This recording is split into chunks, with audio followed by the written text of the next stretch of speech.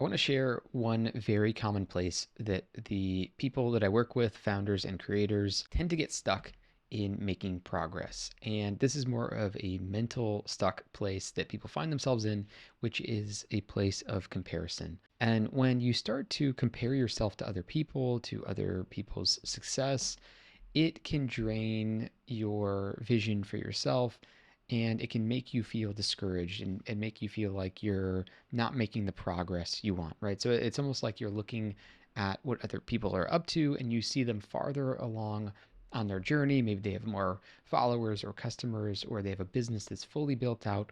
And you look at where you're at today and you say to yourself, well, I'm nowhere close to that. Or you start feeling discouraged, thinking, I'm never going to be in a position where they are. You might even have a self talk that says that you're never going to be able to do that, that it's impossible. And so this discouraged feeling that comes with comparison, obviously it's not one that's very productive or helpful. And in some ways, I think that we can actually use that discouraged sense to avoid making some of the progress that we want to make on our own, right? So we start our day and we're excited about the step forward that we're about to make, which is maybe meaningful to us. But then you look at somebody else and you say to yourself, well, they're so far ahead.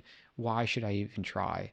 Right? Maybe you're trying to write a screenplay or something and you watch a show or you read someone else's screenplay that's amazing and you're still learning how to write. So yours has this quality that's just not as good as theirs yet. And it almost creates this discouragement loop where you feel like, well, why should I even try?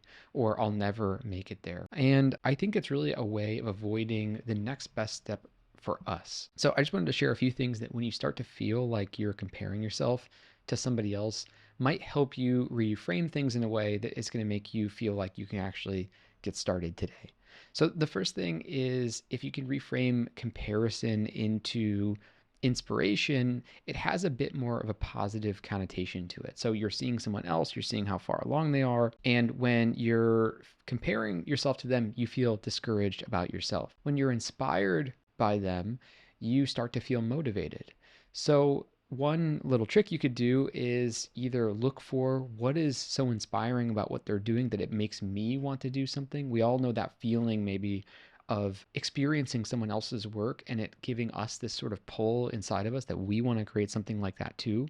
So see if you can shift from how far along they are, the story in your head about how you're never going to make progress, to, wow, that's so inspiring. It makes me want to take this step forward. And you could even send somebody a note. You could comment on their video, on their post, or whatever it might be, and just say, hey, that video is really inspiring. Maybe you were feeling jealous or some comparison. See if you can just flip that into how you did that was inspiring. You could even get specific about it. How you did that specific thing was very inspiring to me. I'm hoping I can apply that in my own work too. So that's the first thing, is just shift it from comparison to inspiration. The second thing, which is a quote that I heard that I thought was really insightful, which is, if you are comparing yourself to someone else, imagine that you're going to trade everything, every single thing about your life to have what they have. And you're going to have to take and experience everything that they have in their life and experience in their life as the trade, right? So we sort of think, I would like to have what that person has, but we don't think holistically. We don't think about going through every experience they ever did to get there. We don't think about spending the time the way they have to spend. And when we start to realize this question, really, which is, would I trade everything about my life for everything this other person has? A lot of times the answer, actually pretty much every time, the answer is no. We realize that while there's certain things this person might have or do or experience that we want for ourselves, we're typically not ready to trade everything about the life that we have for everything that they have. It might be the long nights that we don't want to have, or it might be just experiences that we do enjoy in our life that we don't want to give up just to have what someone else has. So we forget to think holistically, and instead we get focused on just that one thing we're seeing. And obviously social media makes this more difficult because people will share their highlight reels. So anyways, we know that comparison is the thief of joy. And if we can begin to reframe it a little bit just as inspiration, if we can see our discouragement as us avoiding taking the next step that's meaningful to us, and if we can recognize that we would have to trade every single thing about our lives to have every single thing that someone else has, oftentimes we realize that we don't want that trade. A simple example is maybe they have a very successful career, but you know that their home life isn't very good. Or maybe they have a very successful career, but they're at the end of their career and you're at the beginning of your career and it's exciting to be at the beginning.